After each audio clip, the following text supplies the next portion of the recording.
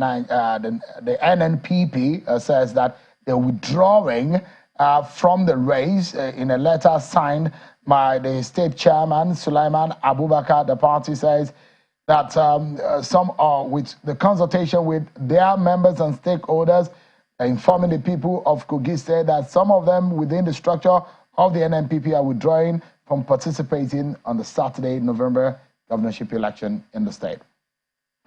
One of those who are in the top in the contest in Kogi State is the governorship candidate of the AA, Olayinka Braimoh, who joins us live here in our studio. Thanks so much, Mr. Braimoh, for joining us. Thank you for having me. They say you are the young, vibrant one that is going to upset the status quo. Correct. You seem to be very confident, because I've seen a lot of tapes on your campaign and your campaign trail. You seem to be talking tough about how you're going to displace the status quo. What gives you the confidence? In the first place, a lot of people will say, hey, what structure does your party have? What gives you the confidence? When you talk about structure, I mean, structures are people in terms of having the reach across the world, across the polling units, and that we have already. So in terms of structure, it's not a problem for us at all. We have our structure across the 239 wards and 3,508 polling units. So in terms of confidence, I don't think I have any reason to fear, because I'm on an assignment. Action Alliance does not even have a local government seat in Kogi State. That's a political structure that is non-existent. We don't have a local government seat. Which party does, other than the ruling party? We all know that local government elections are conducted by the State Independent Electoral Commission, and other than maybe Kaduna State, that we had a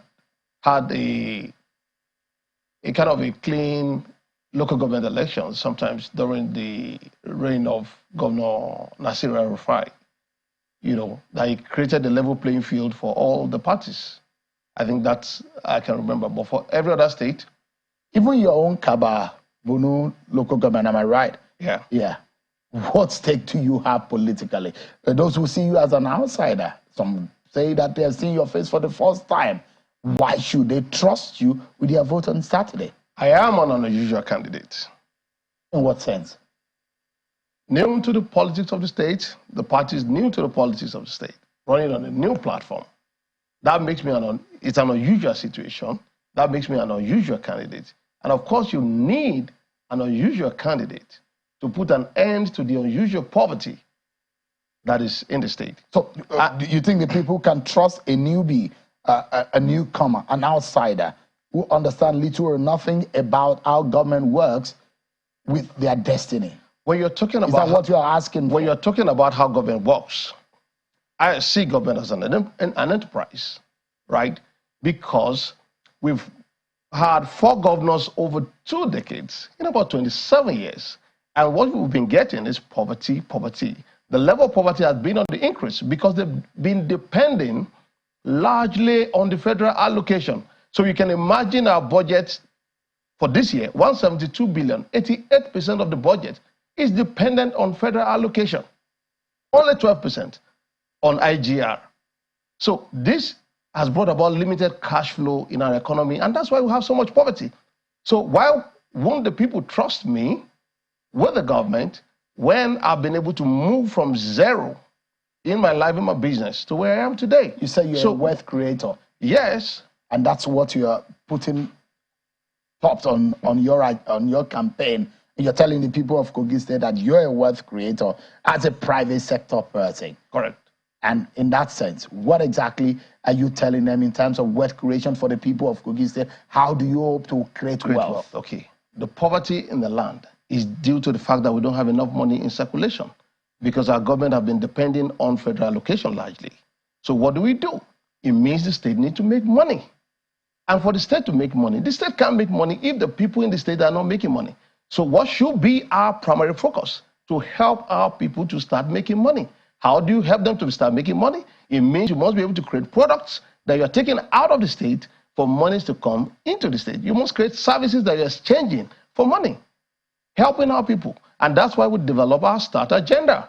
STAT, solid minerals, tourism, agriculture, and trade as means of driving in cash flow into our economy. What would you like Kogi State to be known for? Because, I have been an advocate of subnationals having title in the sense of economic development. I've been an advocate of saying, look, subnationals must have an identity of what they are adding to the national economy. What kind of tag, what kind of name, what kind of identity do you think Kogi State can have?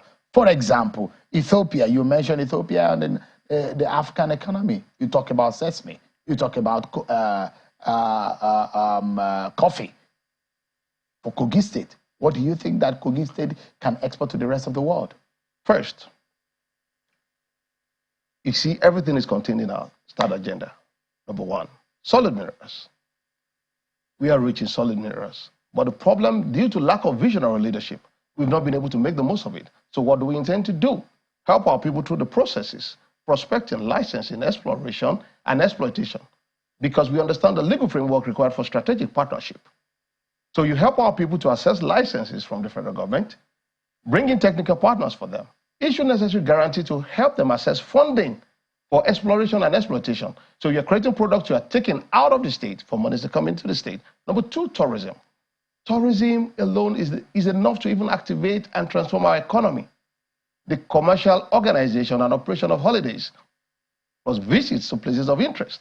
So when you look at Kogi State, by virtue of our geographical configuration, from Usikoko Cave, the only confluence in Nigeria is right there in Kogi State. We have the Mount Patti that's about 1,500 feet above sea level, right in the heart of the town. We have the Agbaja Plateau, is about 1,500 feet above sea level as well. The place is always cold throughout the year. We have the Obangogo in Kaba. We have the Oraha in Mopa. We have the Omi Dam in Omi. These are a lot. These are a lot. A whole lot of these things. So tourism. Governments are very poor in driving economic, in creating this kind of, literally what government should be doing is to create an environment for the private sector to thrive. Exactly. It's visionary leadership that is lacking. How are you going to do this? How am I going to What, for example, in a Dubai, for example, people flying to Dubai. Dubai is just one out of perhaps the 7 Emirates region of the United Arab Emirates. But several people fly into Dubai and they fly out and they spend a lot of money and it becomes a huge tourist center across the globe. But which one would you say would generate enormous wealth for the people of Kogi? Just one. Let me tell you. And how much can you, have you done the numbers to know how much you can generate? Tourism. We are targeting 2 million visitors in the next 3 to 4 years. Visitors into our state. When you have 2 million people visit our state annually, if they spend 100,000 naira only inside our state, it means we would have attracted about 200 billion naira into our economy. Remember, our people are poor because we don't have enough money in circulation in our economy. If 2 million visitors stay in Kogi State, average of 5 nights in a year, that's about 10 million nights of hotel sales and short-let sales. You see the numbers? At an average of 100,000 naira per night, that's about 1 trillion naira cash inflow into our economy. Now, hotel sales tax in most part of the world is about 20%. 20% of 1 trillion will be about 200 billion naira in IGR for our state. Our IGR for last year is about 18 billion. Projected IGR for 2023 is about 24 billion. And it can achieve about 200 billion in the next 3 to 4 years, having 2 million visitors in our state annually. And now, your state is one of the states that has so much neighboring states. I will come to that. I will tell you the specific numbers. We are bordered with about 10 states, with 10 states specifically, and we have a combined population of about 56 million people connected by the 1,172 kilometers of federal roads. Now, this is a huge market that is bigger than Lagos market. So when you look at it, and that's one of the reasons in our START agenda, we plan to turn Kogi to a trade center. A trade center because the northerners pass through our state with food to the south. the southernmost part of our state with other goods from Aba, from Odisha, from Lagos to the north. So we turn our state to trade center. Everything you can get from the north, we have in Kogi.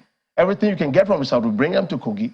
So everybody, people are coming to buy and to sell in Kogi State. And I imagine that, I've had road travels, perhaps unknowingly pass through your village, because when you're coming from the part of North Central, you pass through Ayetoro and the rest, and you have a stop to have pounded yam and vegetable. Unfortunately, go back there after some years, you discover that the road through which you can pass, the road is bad. You have to go through another road. Infrastructure is a major driver to economic development in any part of the world. In terms of infrastructure, what is your plan? Now, you see, development does not occur by chance or by happenstance. Development occurs by deliberate, intentional, and coordinated actions of a visionary leader. So when you're talking about infrastructure development, all of these come together when we're talking about developing our tourism sector. Providing infrastructure, especially the road infrastructure in our state. We can do this construction, road construction, drainages, and schools, and all of those things at a reduced cost because we have a whole lot of these materials within our state. Quarry products are available within our state. Sharp sand is available within our state. And we can negotiate for a trade credit for cement, to help in our infrastructure development within our state. But I mean, why do people think Olayinka Braimoh is a smart kid? He's got a lot of ideas, but he may not be able to win. Why do they think so? Well, because they are not used to the unusual candidate that I am. Take us through the numbers that make you win, the strategy in which you are employing to win this election.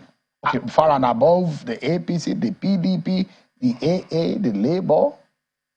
I'll tell you, because today it's more about the person than the party today. And I can tell you categorically, when you look at the numbers across board, in terms of registered voters, 40% are students and youth. And majority of our students and our youth graduates, there's virtually no community you get to in Kogi State that they're not there jobless. And we've been able to get across to all of these people with over 200 town hall meetings across the state, meeting with pastors, meeting with the imams, speaking to spiritual leaders, people of influence across the state, in their blocks, in the singular unit. And we've been able to do this. And women in politics, and all sorts of professionals that understand the need and the urgency for wealth creation. And they're buying the message and they've bought into it. And that's why I'm confident of the fact that with the acceptability in the polity of the state, this will be the first time in the history of Kogi State that you have an unusual candidate making this impact. So you think you can win it? I'm not thinking that I can win it. I know I am the next governor. Of Kogi State? Of Kogi State. If you don't win the election, what will happen?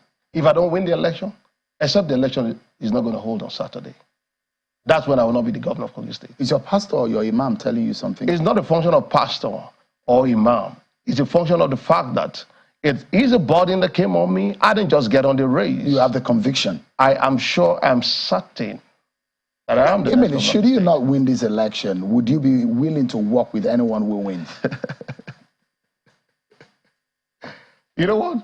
Visionary leadership. Because the election is about winning or losing. Visionary leadership. Mm-hmm. All right. I'll give you an example. I gave this example on Sorry the List some few days back. And I said, so many state governments today, you lobby, you bribe, you beg to get a certificate of occupancy.